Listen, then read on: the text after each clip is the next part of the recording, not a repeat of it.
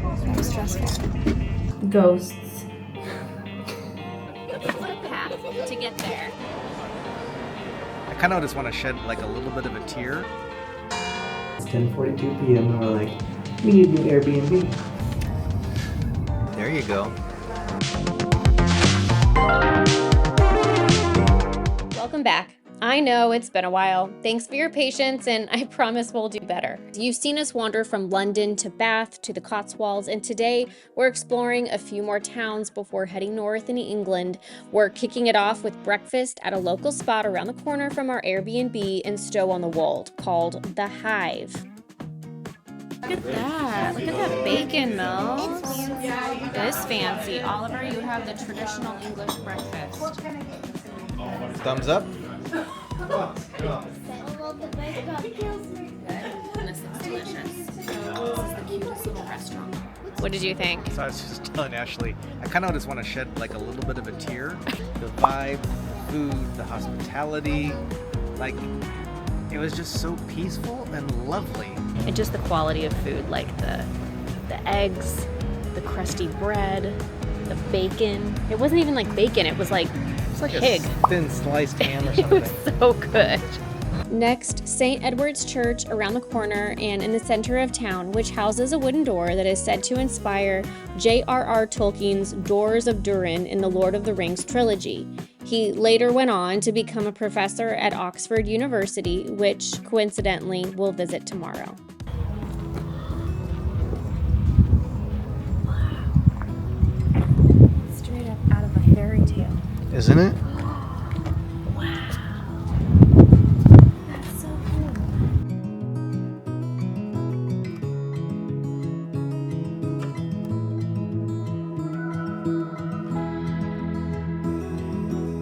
Next up on our Cotswolds bucket list, CHIPPINGCAMDEN, a wool trading center during the Middle Ages and a town known for its fairy tale houses and thatched roofs.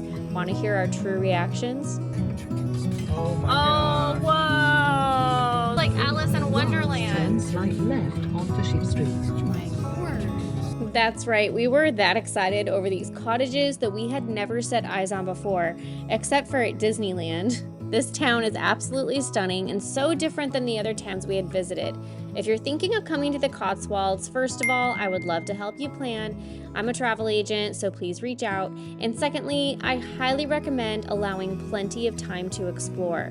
There is so much to see. The Cotswolds expands almost 800 square miles, and each town is so unique and has its own personality.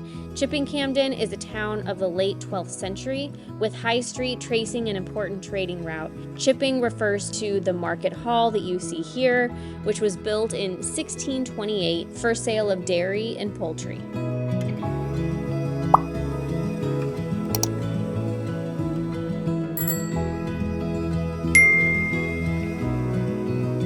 Also, CHIPPINGCAMDEN has the cutest shops and bakeries. We saw one we couldn't resist and gave in to a midday treat. We got some tiramisu, we got lemon meringue. The lemon meringue is so good. Is it good? How's that one? That's delicious. Giddy up. It's better than no. Homemade walnut cake. Mmm. Good. It's good. It's good. It's very walnutty, but it's good. It is very walnutty. Nice afternoon, huh? There you go.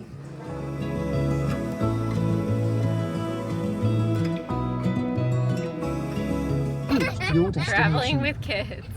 Scott and I were saying we need to come back just the two of us and stay at a cute little B&B or something. What's my yellow space? Let's play the one movie.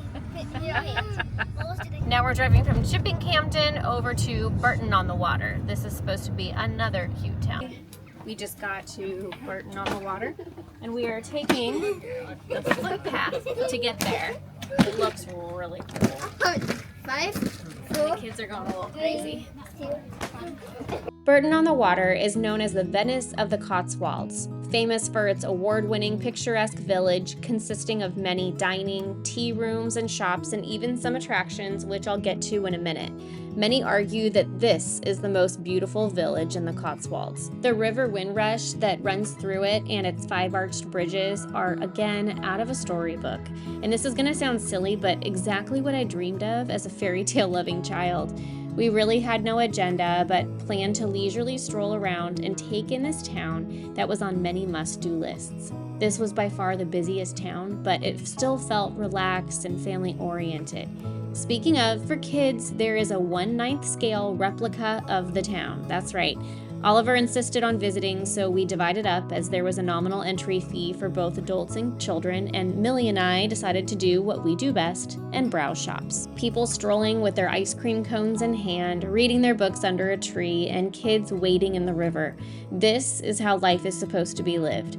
This town was good for the soul and our favorite Cotswolds town. Honestly, my only regret was not allowing enough time because there is a ton to do here. If you're a family and passing through the Cotswolds, don't miss Bourton-on-the-Water. If you've been to the Cotswolds, what is your favorite village and where should we visit next time? Share in the comments, we'd love to hear. So we are in the car heading to, oh my gosh. Oh my gosh. We keep getting distracted by the English countryside, and occasionally you'll see these beautiful homes. It is a gorgeous evening, but we are heading to dinner. We are going to Wild Rabbit in Kingham. Kingham. And it's supposed to be fantastic. And Only well-behaved kids. Now turn right. Well, I just can't say the word because I got too. we know what you mean. Well-behaved children are only allowed to go to Wild Rabbit. Are you guys going to be well-behaved children? Yes. Oh, good. And luckily, they abided by the restaurant's instructions, probably because they were exhausted, though. I didn't take any videos during our meal because we wanted it to be an experience, and wow, was it ever. Wild Rabbit says they serve locally sourced seasonal food in a relaxed and welcoming setting, and it felt like a warm, modern farmhouse, and everything was just so fresh and so elevated. Sadly, it was our last morning in the Cotswolds before venturing to our next location, and Scott's final day as family chauffeur. Here is where we go.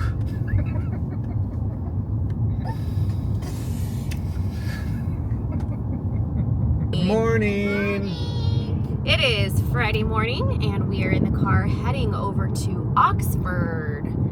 Are you guys excited? Yeah. Woo! But I'm sad to leave our AONB. At the roundabout, drive straight ahead towards Me too. It was A44 the Oxford. cutest Airbnb. Ashley and we got a croissant this morning, and I think it was the best croissant I've had so far. It was this big. It was huge. It was huge. I'm glad we shared it. It was soft, it was airy, it was crunchy, it was perfect, everything. No, sir. Scott, are you excited to not drive again in the UK? I think I Take had my... the second exit fair at the time. It's roundabout been towards fun. A44 Newbury. You have to be very focused here. It's a very active driving experience because of the roads and everything. So yes, I'm excited to drop the car off and utilize some trains today. On Newbury. Constant roundabouts, and these are like complex roundabouts. I'm just glad I'm not driving because I think I would panic. Bye, Cotswolds! 1, 2, 3, 4, 5, 6, 7, 8. 1, 2, 3, Gang's all here. 7, Just dropped off the rental car, and now we're gonna go walk to drop off our luggage over near the train station. There are several companies that house your luggage for you while you explore the town, so we're gonna go drop off our luggage and then go to our tour. Today, we had big plans. It was the biggest transportation day. About an hour commute to Oxford, a scheduled Oxford University walking tour with university alumni, and then quite a commute to York in northeast England. Little did we know the unexpected adventure in store for us on July 19th, which, spoiler alert, is today known as the date of the 2024 global shutdown. Now, we started experiencing issues paying by credit card while purchasing a snack for the kids, which we thought was odd and hoped wouldn't pose a problem for the day. We had no cash on us, so we were relying solely on our credit cards. Bill, the heads, Mr. William Blythe, did not bother writing down who the heads are meant to be. As a result, I scheduled a tour for our family, as I often do for booked clients through one of my suppliers, as we wanted to cram in as much as we could within the few hours we had there. Our Oxford University alumni guide was animated, knowledgeable. I mean, he narrated everything by memory. We wandered landmarks like the Bodleian Library, Radcliffe Camera, and Trinity College, even this famous Harry Potter filming location. And speaking of, which Harry Potter filming location would you most like to visit? Share it in the comments. We found it fascinating that Oxford University is comprised of more than 40 colleges, each with its own character, history, and academic offerings. The tour ended at an unassuming but poignant location. This cross that you see here in the middle of the street marks the area in which 3 important leaders of the Protestant Reformation were burnt at the stake by order of Queen Mary I. It was incredibly moving. Our time in Oxford was a whirlwind, but before we head out, browsing in a few Harry Potter shops.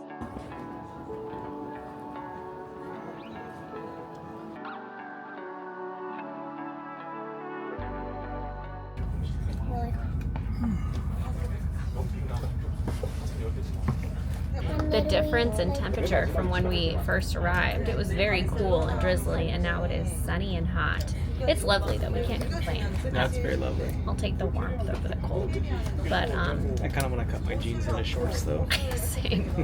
So we just got on the train in Oxford, and now we are headed to London, and then we're switching over at King's Cross at Paddington, then taking the tube over to King's Cross. There you go. Then going King's Cross to York. And that'll be like a 2-hour train ride.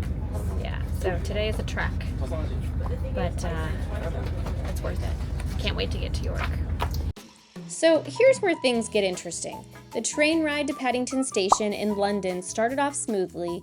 That is until the train came to an abrupt stop not even halfway to our destination, and the conductor came on the loudspeaker and said, "Get off, we're done." We scratched our heads, not knowing where we were stranded, but noticed the Elizabeth line, so we took a risk, hopped on, and luckily that train was heading toward Paddington. It just had more than a handful of stops. Because of the other train lines calling it quits, the tube quickly became packed full of people, as others were in the same boat. Needless to say, we quickly learned about this global shutdown and figured it would have a domino effect on our commutes. And we missed our train by at least an hour, but we made it to Paddington. The minute we stepped off, we were met with shoulder-to-shoulder stranded and stressed travelers. Just getting out of the underground was so very chaotic, with littles in tow carrying their own bags. Thank you to the fine gentleman who helped Oliver carry his suitcase up the many stairs while we handled multiple bags ourselves. We then hopped on another line en route to King's Cross. We realized our train, the only one on that carrier heading to York that day, and one we had purchased months in advance, was still scheduled but already left. And we had to use the restroom, feed the kids, and we assured Oliver we would stop and see platform 9 3/4 from Harry Potter. But time was of the essence to get to York, where we had to meet our Airbnb host at a certain time. Would we get seats on another train with the absolute chaos? With no customer service available for our train line, we admitted defeat for the time being. Scott panic purchased new tickets on a different carrier, and frankly, we didn't know if that train would get canceled. The prices were insane, but we just had to get there. There was no option to select seats, so fingers crossed that it wouldn't be as packed. But it was departing in a few minutes, so we rushed over and hopped on. And there was no time for food at King's Cross. The kids were starving, so first things first, we grabbed them food on board. It is so hard with kids. There are so many people going in every which direction. Very stressful. Super stressful. I'm really sweaty. I just want to drink some water and kick off my shoes and sit. So we ended up buying single pass tickets for an obnoxious amount of money. So hopefully I can get some money back from these other people to offset the cost, but it was a complete cluster. We didn't even have seats. We just bought a general pass.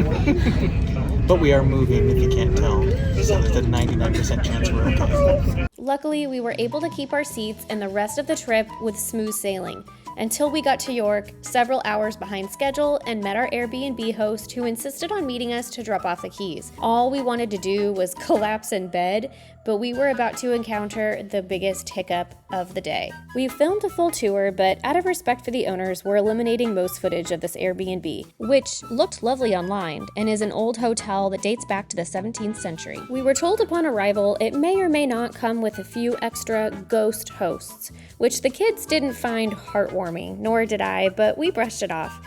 They also informed us that the kids' room is undergoing some pending repairs, but it unfortunately was more than that. Here's what happened. It's 10:42. We got here a couple hours ago. We were greeted by the most lovely lady who helped bring our luggage up and They show were us around so sweet. the Airbnb. Mhm. Super, super sweet people. Did the tour, talked about one of the rooms having some water damage. Ghosts. This place dates back to the 17th century. Which is rad, right? Which is really Lots of cool. We were historic- like, oh my gosh, that's awesome. No, which Yeah, is it used to fine. be a hotel. Whatever. The master bedroom used to be a ballroom, which is really cool. Yeah. We're okay with old and quirky. We used to live, well, not that old, but an old bungalow. Yeah, We're fine with it. all's good. So we go to the secondary bedroom, and they're like, listen, you'll notice that there might look like some water damage and some holes in the walls. It's stale, and you can see the water damage. And Letty made a comment. Well, you were in there, you were closer. She commented about like the last guests were not happy with the smell. Yeah, that they were complaining about the. They complained about it, but she like washed up like they're Mhm. crazy. Like there's no smell in here. It's perfectly fine. I'm kind of laughing it off, and I'm thinking to myself, you know, when like you're trying to kind of convince yourself, and you're like, it was totally fine, and I'm like, no, it smells like mold, It's that moldy, musty. mildew, not more than Mildewy. mildewy. It's like straight up mold. It's strong. If you're in there, you start to get. You're like, there's something off here. It's 10:42 p.m. and we're like, we need a new Airbnb. This has been a very long day. The kids are freaking out in the other room. They're like, I'll put my shoes on. I'm ready to go. Let's pack up. You ready? I'm gonna grab my toothbrush. I'm like, oh my gosh, it's like almost 11 o'clock at night. Yeah. So we're gonna stay put tonight. And Ashley, you have to talk to the people. Well, you already started. Yeah, I mean, Ashley told them. anyway, and I get headaches and stuff, so like I can't do this. But first and foremost, like I would rather sleep in there than the kids. I just don't feel comfortable putting the kids in there at all. I'm not sleeping in there. It was so funny because I put the kids' stuff in there, and you were like, you took it out. You were like, no, you're not keeping their stuff in here. So the kids are kind of in minor panic mode right now. I think Millie just doesn't like old stuff, period, which is totally Our fault. Like, It- no. yeah, it smells like mold, and I don't feel comfortable putting the kids in there. It is so strong, and the window is open. They like had all the windows open. Like, why are all the windows open? No one's here. They're like, we're just airing it out. So anyway, so I emailed the Airbnb people. We sat around looking at hotels and Airbnbs, so we're trying to figure that part out. But the kids are currently awake in our master bedroom in the bed. So Don't say our master bedroom. It's Mine. It's now your master bedroom. I get to sleep on the couch. Yeah, so, and we're not snobs, guys. We are not snobs at all. Like, No. we are good with old, we are good with quirky, but We're super tired. we're super tired and kind of cranky right now. Yeah. We're flexible. We're not difficult people, but we don't That's do the mold. That's the piece that drives me nuts because I was like, I do not want to like be those people. I want to call them and like be like, I have a problem. I hate having a problem. I know. I don't like to put that up. It's like, nah, this is nope. Can't. I mean, kids can't sleep anymore. I'm not putting myself on the couch for the next 3 nights. So anyway, this is an adventure, I guess. Yes. Is this what they call an adventure? It gives you the opportunity to find the good in things and still have gratitude, and it is an adventure, and everything works itself out the way it's supposed to. So we roll with the punches, and hopefully the kids see how we react to it, and they learn something from it. If anything, like we can do hard things. We are not weak. We can manage through this even if we're tired. We're which gonna we have will a do. positive attitude and see it as an adventure. So, Yep. all right. So stay tuned for Airbnb number 2, or possibly hotel, or who knows, in York. Maybe we'll be on the streets. Yeah. We'll see.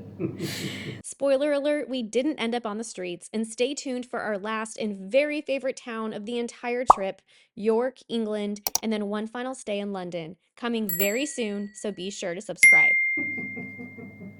Good night. Good night.